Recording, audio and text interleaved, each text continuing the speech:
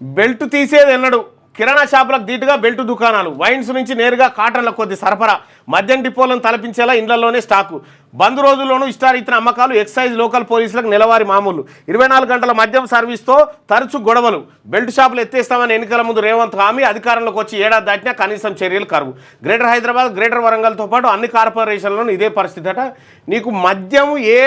రాత్రి అన్నా దొరుకుతుంది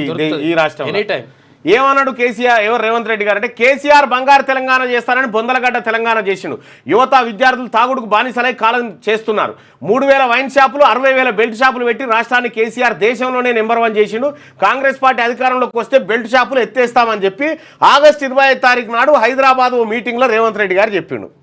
అధికారంలోకి వస్తే బెల్ట్ షాపులను పూర్తిగా నిషేధిస్తాం చట్టవిరుద్ధం మద్యం అమ్మకాలు అరికడతామని చెప్పి కాంగ్రెస్ మేనిఫెస్టోలో హామీ 66 అంశాల్లో ఒకటి పేజీ నెంబర్ 26లో పెట్టింది ఏమైంది తెలంగాణ రాష్ట్రంలో వైన్ షాపులు 2620 ఉన్నాయి బార్లు రెస్టారెంట్లు 1800 గ్రామ పంచాయతీలు 12,769 గ్రామంలో ఉన్న బెల్ట్ షాపులు 5 నుంచి 6 ఉన్నాయట రాష్ట్రం మొత్తంలో ఉన్న బెల్ట్ షాపులు 60,000 బెల్ట్ షాపులు ఉన్నాయట